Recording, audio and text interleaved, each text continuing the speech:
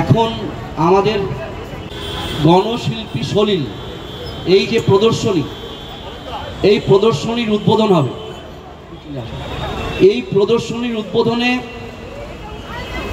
যার আসার কথা ছিলেন তিনি হচ্ছেন অধ্যাপক পবিত্র সরকার, কিন্তু বুঝতেই পারছেন তার যা বয়স, হঠাৎ করে তার শরীর খারাপ হওয়াতে একটু আগে জানিয়েছেন আসতে পারছি না।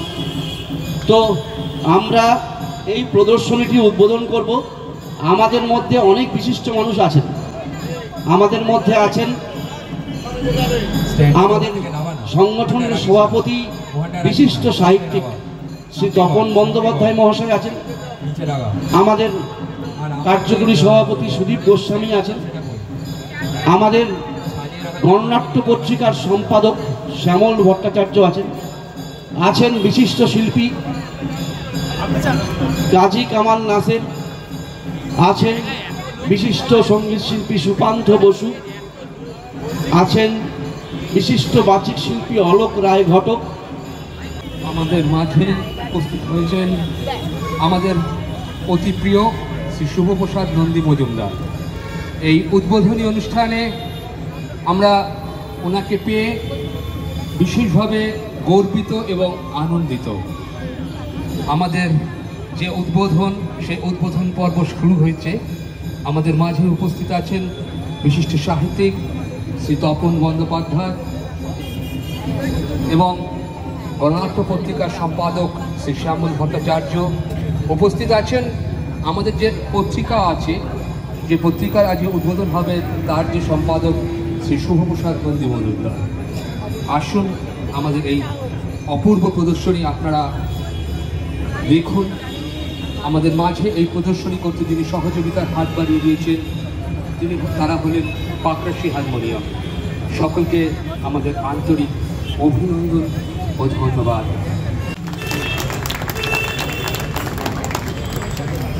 আমাদের মঞ্চে আহ্বান জানাচ্ছি আমাদের বরিশা বেহালা সাংগীতিকের কার্যকরী সভাপতি, আমাদের শিক্ষা জগতের ঋত্বিক সুদীপ কিরণ গোস্বামী। আমাদের যে পরিকল্পনা ছিল শতবর্ষে সলিল, সেই গ্রন্থ প্রকাশ মোড়ক উন্মোচন। আমি একটু দীপশিকাদির কাছ থেকে নিয়ে নিলাম মাইক্রোফোনটা, কারণ হচ্ছে এই যে একটা বই প্রকাশ হচ্ছে আজকে, এই বই প্রকাশ সম্পাদক তিনি মঞ্চে আছেন, তার হাত দিয়েই আমরা এই বই প্রকাশটা করব। আমাদের প্রিয় শিল্পী শুভপ্রসাদ নন্দী মজুমদার, তার হাত দিয়েই আমরা এই বই প্রকাশ অনুষ্ঠানটা করব।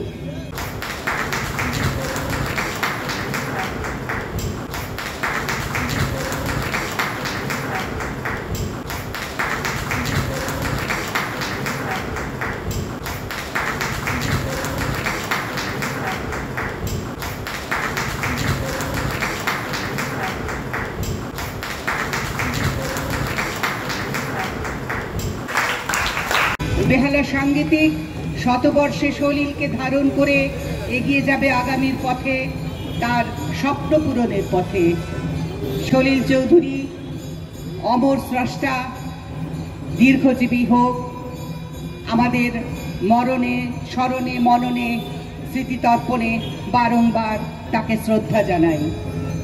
এখন স্বাগত ভাষণ। আমাদের সভাপতি আছেন বিশিষ্ট কবি, বিশিষ্ট লেখক, বিশিষ্ট সাহিত্যিক, ভারতবর্ষের গর্ব শ্রী তপন বন্দ্যোপাধ্যায়। আমি তাকে স্বাগত ভাষণ দেওয়ার জন্য অনুরোধ করছি। সবাইকে পরিবন্তিক সান্ধ্য শুভেচ্ছা। 3 দিন ব্যাপী শতবর্ষে সলিল এই অনুষ্ঠানটি তার আজ শুরু। আপনারা যারা এই উদ্বোধন অনুষ্ঠানে এলেন তাদের সবাইকে বরিশা বেহালা সাংগীতিকের পক্ষ থেকে অনেক অনেক শুভেচ্ছা। বিষয় শতবর্ষে সলিল আপনারা এখানেও দেখতে পাচ্ছেন। ওখানে একটু আগেই আমরা প্রদর্শনী উদ্বোধন করে এলাম। সলিল চৌধুরীর সারা জীবনব্যাপী যে কর্মকাণ্ড, তার কিছু খণ্ডাংশ ছবি এবং লেখায় এই প্রদর্শনীতে দেওয়া হয়েছে। আপনারা সময় পেলে একটু দেখবেন যে এই মানুষটি সারা জীবন কি অপরিসীম মেধা নিয়ে এসে যে অপর্যাপ্ত কাণ্ড করে গেছেন তার জীবদ্দশায়, তার শতবর্ষে উপনীত হয়ে আজ শুধু বাংলা নয়, বাংলার বাইরে বহু জায়গায় এই শতবর্ষ পালিত হয়েছে। সুনীল চৌধুরী তার জন্ম বাংলা হলেও তার ছোটবেলায় কেটেছে আসামের এক চা বাগানে। সেখানে তার বাবা ছিলেন একজন বড় চিকিৎসক।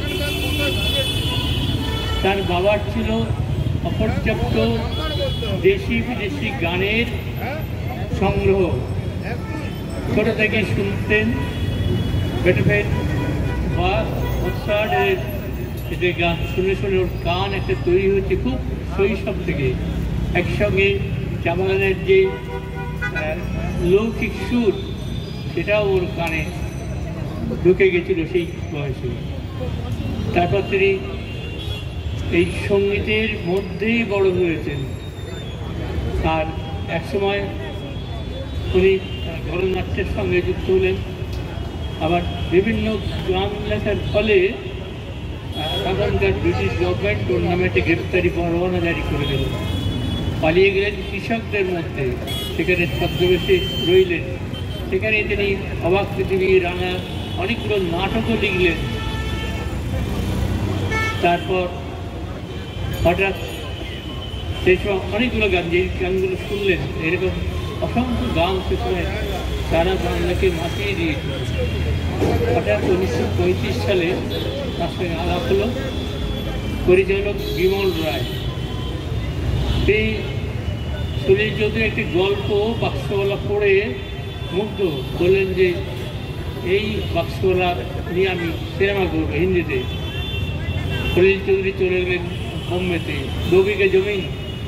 এই সিনেমা তখন সারা ভারতে সারা জায়গায় ছিল, ভারতের বাইরে। এবং তার যে গানগুলো, সেই গানগুলোর জন্য সুনীল চৌধুরী প্রথম আদিপ্রদীপের আলোয় এলেন। তারপর আর পিছন ফিরে তাকাতে হয়নি। একের পর হিন্দি ছবি, বাংলা ছবি, 75টা হিন্দি ছবিতে উনি 37টা বাংলা ছবি, এছাড়া গুজরাটি, কন্নড়, অসমিয়া, নানা ভাষার ছবির সঙ্গে উনি কাজ করেছেন। এই এবং একের পর গান, এবং কোন সুরে গান করেননি এমন বাংলায় বড় আর্টিস্ট কেউ নেই। এই সুনীল চৌধুরী তার এমন তার মেধা ছিল যে যে কোনো বিষয় নিয়ে যখন তখন গান লিখতে পারতেন।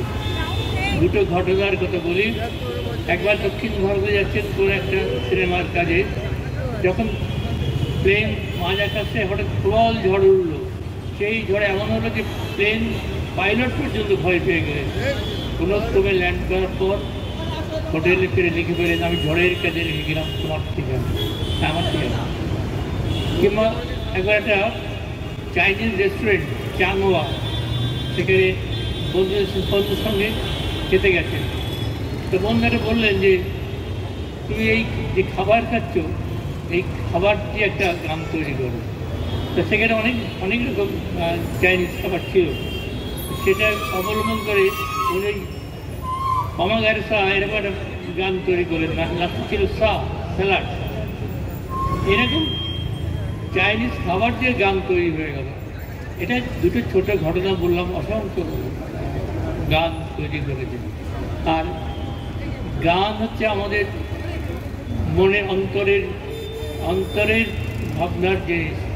আপনারা দেখবেন যে সাহিত্য সংস্কৃতি, সাহিত্য, সঙ্গীত, নাটক, চিত্রকলা, এর মধ্যে কিন্তু হচ্ছে গান কিন্তু আপনাকে সবচেয়ে আগে আপনার ভিতরে প্রবেশ করবে। যেমন বই পড়তে গেলে একটা বই আনতে হবে, পড়তে হবে। একটা নাটক দেখতে গেলে হলে যেতে হবে, কিংবা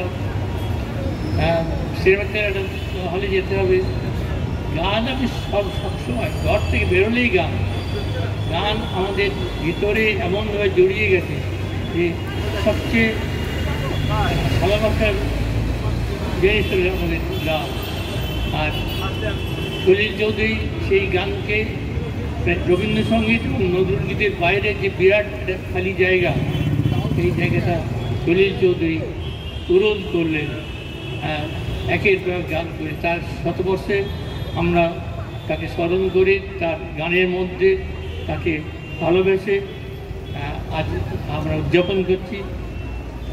বরিশা বেহারা সঙ্গীতের পক্ষ থেকে আপনাদের সবাইকে স্বাগত। বাকি দুদিন যদি এই গান শোনেন, সলিল চৌধুরীর যে বৈচিত্র্য, সেই বৈচিত্র্য আপনারা লক্ষ্য করবেন যে কত রকমের গান লিখেছে, কত করে। আরেকটা বিষয় বলি যে সলিল চৌধুরী কিন্তু ভালো কবিও ছিলেন।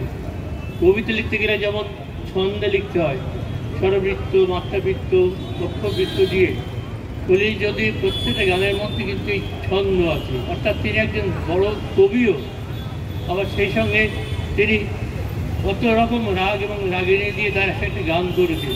এই যে ভার্সাটাইল একজন জিনিয়াস, তার যতটা খ্যাতি পাওয়া উচিত ছিল আমার মনে এখনও পাননি। তবে শতবর্ষ এলে রিভাইভাল বলে একটা শব্দ আছে। 1961-তে রবীন্দ্রনাথের যখন শতবর্ষ হলো, তার আগে রবীন্দ্রনাথ যতটা চর্চিত, শতবর্ষের পরে অনেক অনেক বেশি চর্চিত হয়েছে। তেমনি সলিল চৌধুরী যত চর্চা হয়েছে, আমার ধরনের শতবর্ষের পরে আরও অনেক অনেক বেশি উনি চর্চিত হবে। সলিল চৌধুরী আরও খ্যাতি পান, আন্তর্জাতিক স্তরে তার খ্যাতি ছড়িয়ে পড়ুক, এই বলে আমি সবাইকে আরেকবার ধন্যবাদ জানিয়ে কথা শেষ করছি। নমস্কার।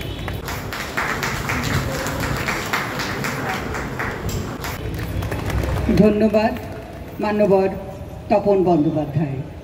আমরা সমৃদ্ধ হলাম তার বক্তব্য শুনে। পরবর্তীতে আমাদের মধ্যে উপস্থিত আছেন গণনাট্য পত্রিকার সম্পাদক শ্যামল ভট্টাচার্য। আসলে সলিল চৌধুরী মানে তো গান, কারণ শুধু কথায় চিরে ভিজবে না, সুর চাই। সলিল চৌধুরীর সুর ছিল, আর সুর ছিল বলেই বাচ্চা সলিল চৌধুরীকে টেনে নিয়ে গিয়েছিলেন কৃষক আন্দোলনের নেতারা, এই তোকে গান লিখতে হবে, কৃষক আন্দোলনের গান। তিনি যখন জানতেনই না যে কৃষক আন্দোলনটা কী, কেন, কবে, কোথায়, তিনি সেই ট্র্যাকের মধ্যে দিয়ে লিখে ফেললেন, দেশ ভেসেছে বানের জলে, ধান দিয়েছে মোড়ে, কেমনে বলিব বন্ধু প্রাণের কথা তোরে। কোথাও একজন কবি তো লুকিয়েছিল, না হলে এমন একটা লাইন বেরোয়। সেটা 1945 সালের ঘটনা। তারপরে তার গণনাট্য সংঘে যোগদান করা, কমিউনিস্ট পার্টির সঙ্গে যুক্ত হওয়া, কৃষক আন্দোলন, শ্রমিক আন্দোলন, সব কিছুর মধ্যে দিয়ে আর এক নতুন সলিল চৌধুরীর জন্ম হওয়া। তারপরে বোম্বেতে চলে যাওয়া, সেখানে গিয়েও বোম্বে ইউথ কোয়ার তৈরি করা, আবার কলকাতায় ফিরে আসা। 1981 সালে বসে আকাশদ্বীপের বাড়ির স্টুডিওতে বসে লিখছেন, অধিকার কে কাকে দেয়, অধিকার কেড়ে নিতে হয়, সেই সলিল চৌধুরী। আবার তারপরও বোম্বেতে গিয়ে 1982 সালে তার লং প্লেইং রেকর্ড বেরোচ্ছে 7খানা গান নিয়ে, গোটা পৃথিবীতে ছড়িয়ে পড়ছে সেই গান। ফলে যে মানুষটা, যে বাচ্চাটা বাঁশি বাজিয়ে শুরু করেছিল তার সাংগীতিক জীবনের অভিযান, সেই বাচ্চাটি যার ডাকনাম ছিল বাঁচি, সে যখন বড় হচ্ছে আস্তে আস্তে, এমন কোনো বাদ্যযন্ত্র নেই যা সে বাজাতে জানে না। এর পেছনে অবশ্য অনেক কারণ ছিল। তার বাবা জ্ঞানেন্দ্রনাথ, তিনিও ভীষণ রকমের সঙ্গীতপ্রেমিক মানুষ, বিদেশি সঙ্গীতের বিপুল সংগ্রহ তার ছিল, তার প্রভাব ছিল। তার দাদু ছিলেন রামতারণ চৌধুরী, তিনি আবার আমাদের বারুইপুর কোর্টের দুঁদে উকিল। তার বাড়িতে প্রতি বছর দুর্গাপুজো হয়, শ্যামা পুজো হয়, রাসলীলা হয়, দোলযাত্রা হয়, রামনবমী হয়, যাত্রা হয়, পুতুল নাটক হয়, এই সমস্তগুলো দেখতেন।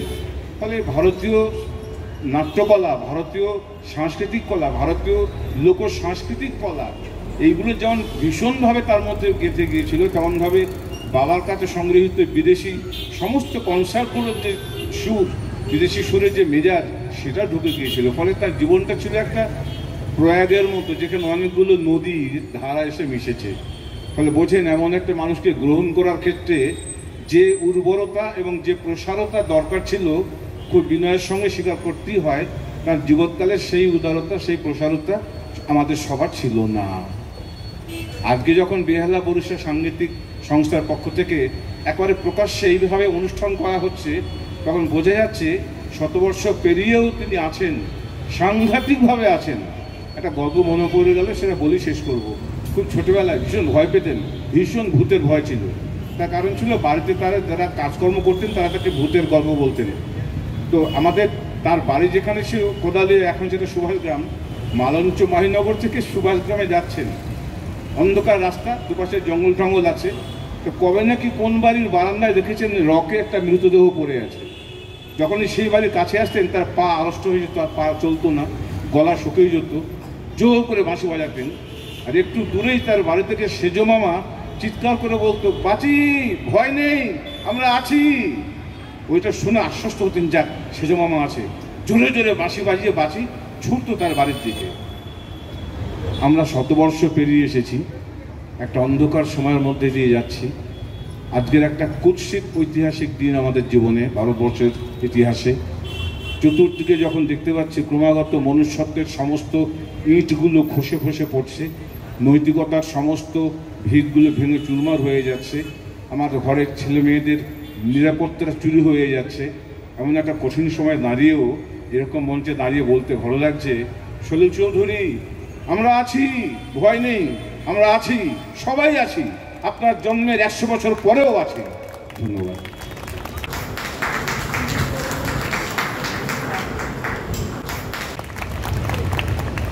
অশেষ ধন্যবাদ। সত্যি আমরা আবিষ্ট হলাম এমন প্রাণময় বক্তব্য শুনে, এবং সেই শিশু সলিল যেন আমাদের চোখের সামনে ভেসে উঠল। আমাদের পরবর্তী শুভেচ্ছা বার্তায় আমরা শুভপ্রসাদ নন্দী মজুমদারের কাছে দুই এক কথা শুনব। নমস্কার। বেশি কথা বলার অবকাশ নেই, আর মূল কথাগুলো শ্যামলদা বলেই দিয়েছে। একটা কথা যে আমরা অনেক মানুষকে অনেক সময় বলি শতবর্ষ এলে যে তাকে মানুষ মনে রাখেনি, তাকে নতুন করে চেনাতে হবে। কিন্তু সলিল চৌধুরী কখনোই বিস্মৃত হননি। তিনি যখন জীবিত ছিলেন তখনও তিনি আমাদের সঙ্গীত চর্চার তিনি কেন্দ্রস্থলে ছিলেন, এখনও তিনি কেন্দ্রস্থলেই আছেন। যে কোনো একজন সঙ্গীত শিল্পীকে সঙ্গীতের পাঠ নিতে হলে তাকে সলিল চৌধুরীর সঙ্গীতকে বুঝতে হয়, শিখতে হয়, তার প্রকরণগুলোকে বুঝে নিতে হয়। ফলে তিনি বিস্মৃত নন। তো বিস্মৃত না হলেও কোথাও একটা এই শতবর্ষে একটা অন্বেষণ আছে আমাদের, যে অন্বেষণের হয়তো খানিকটা ইঙ্গিত শ্যামলদা দিচ্ছিলেন। সেটা হচ্ছে সলিল চৌধুরীর যে আমরা উত্তরাধিকার নির্মাণ করব, সেই উত্তরাধিকারটি কি? আমাদের যে ইতিহাস, সেই ইতিহাসের গতিধারার মধ্যে সলিল চৌধুরীকে আমরা কোথায় স্থাপন করব, এবং কোথায় স্থাপন করে কোথা থেকে তার উত্তরাধিকারটি নির্মিত হবে, সেই বিষয়টি আমরা চিহ্নিত করে উঠতে পারিনি, আমরা বুঝে উঠতে পারিনি। আমরা শুধুমাত্র সঙ্গীতের কতগুলো প্রকরণের মধ্যে, ধরুন অর্কেস্ট্রেশন, হারমোনাইজেশন, নতুন ধরনের প্রাচ্য পাশ্চাত্যের মিলন, এগুলো কতগুলো কথাবার্তার মধ্যে সলিল চৌধুরীকে আমরা সীমাবদ্ধ করে রেখেছি। কিন্তু সলিলের আবির্ভাব একটা ইতিহাসের ধারার মধ্যে হয়েছিল। সেই ইতিহাসের ধারাটা হচ্ছে যে অনেকে বলেন যে 40-এর দশকটা ছিল বাংলার দ্বিতীয় নবজাগরণ। প্রথম নবজাগরণের যদি সঙ্গীতের রূপকার রবীন্দ্রনাথ হয়ে থাকেন, তবে দ্বিতীয় নবজাগরণের শ্রেষ্ঠ সাংগীতিক রূপকার হচ্ছেন সলিল চৌধুরী। তিনি সেই রবীন্দ্রনাথের উত্তরাধিকার বহন করেছিলেন, এবং তারপর থেকে যে বাংলা গানের যে এটির উত্তরাধিকার নির্মাণ করা, তিনি যেখানে রেখে গেছেন সেখান থেকে যে তাকে আরও অগ্রসর করে নিয়ে যাওয়া, সেই কাজটি কোথাও একটি আমাদের অপূর্ণ রয়ে গেছে, আমরা সম্পূর্ণ করে উঠতে পারিনি। এছাড়া আমরা সলিলকে আমরা বিভক্ত করে রেখেছি। একটা হচ্ছে গণসঙ্গীতের সলিল, একটা আধুনিক গানের সলিল। আমরা একটা সমগ্র সলিলের সন্ধান আমরা করতে পারিনি। আমাদের মধ্যে কেউ সলিল চর্চা করতে গেলে শুধু আধুনিক গানের চর্চা করেন, কেউ সলিল চর্চা করতে গেলে শুধু গণসঙ্গীতের চর্চা করেন। কিন্তু সেই মানুষটির সঙ্গীতের মধ্যে দুটোর মাঝখানে কোনো জল অচল রেখা ছিল না, দুটোর মধ্যে একটা যোগাযোগ ছিল, সংলাপ ছিল। তার প্রতিবাদের গানের মধ্যেও ভালোবাসার কথা আছে, তার ভালোবাসার গানের মধ্যেও রাজনীতির কথা আছে। আর আরেকটি কথা হচ্ছে, তিনি শুধুমাত্র সঙ্গীত শিল্পী ছিলেন না। শ্যামলদা শেষে বলেছেন আজকের এই দিনটার কথা, জঘন্য দিনটার কথা, আজ থেকে 32 বছর আগের দিনটার কথা।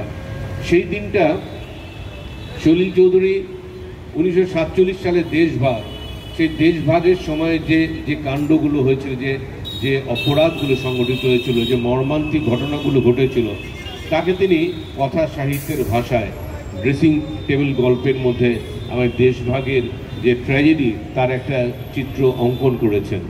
এবং শুধু সেটা নয়, আরও বেশ কিছু গল্পে এবং লেখাটা ছিল। এবং সবচেয়ে বড় কথা হচ্ছে যে 1993 সালে তিনি এটি সাক্ষাৎকার দিতে গিয়ে তিনি এই বিপদের কথাটা বলেছেন। যে তিনি বলেছেন যে তাকে জিজ্ঞেস করা হয়েছিল যে আপনার যে কি আশঙ্কা করেন আপনি। তিনি বলেছেন, আমি আশঙ্কা করি এই দেশ কোনো একদিন ধর্মান্ধদের দ্বারা শাসিত হবে। এবং তাকে জিজ্ঞেস করা হয়েছিল আপনার দুঃস্বপ্ন কি, তিনি বলেছিলেন ফ্যাসিবাদ।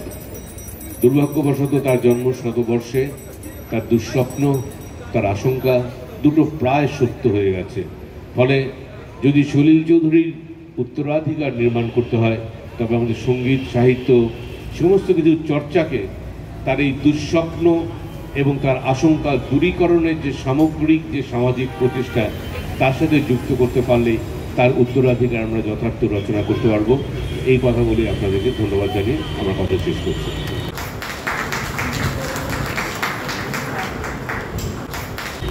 আমরা এই পর্বটি আমরা শেষ করব, তবে তার আগে যেটা প্রথা মাফিক আমাদের সম্পাদক ধন্যবাদ জানাবেন।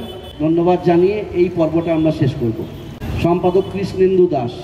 আপনাদের মঞ্চে উপবিষ্ট বিশিষ্ট ব্যক্তিবর্গ, আমি আর নাম বলছি না, সবাই আমাদের শ্রদ্ধেয় মানুষজন, আমাদের এখানে যারা উপস্থিত হয়েছেন আজকে, যে দর্শক মণ্ডলী এবং আমাদের সদস্যরা, তাদের সকলকেই ধন্যবাদ আমি আর ওইভাবে জানাচ্ছি না, শুধু আন্তরিক অভিনন্দন জানাই যে সলিল চৌধুরীর জন্ম শতবর্ষ পালন করার সময় আপনাদের সকলকে আমরা সাথে পেয়েছি।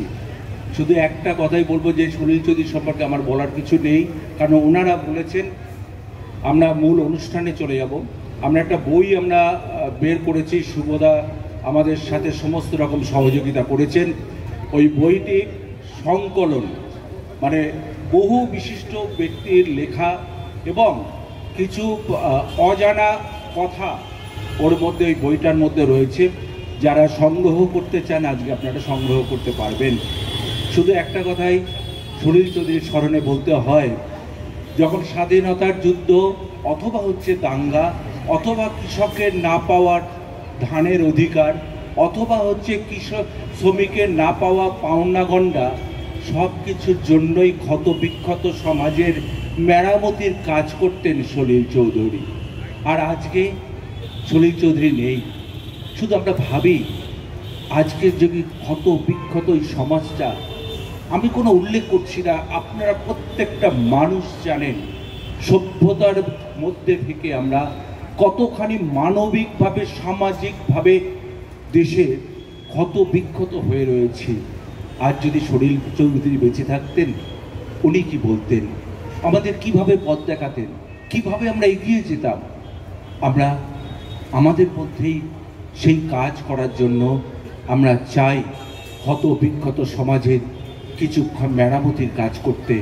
সলিল চৌধুরীকে সামনে রেখে আগামী দিন আজ থেকে শুরু করলাম সেই কাজ।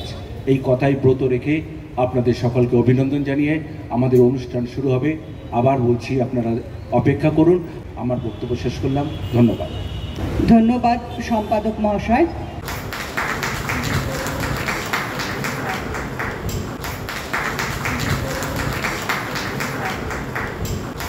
আমরা এই পর্বের কাজ এখানে শেষ করছি। এবার আমাদের সাংস্কৃতিক অনুষ্ঠান হবে।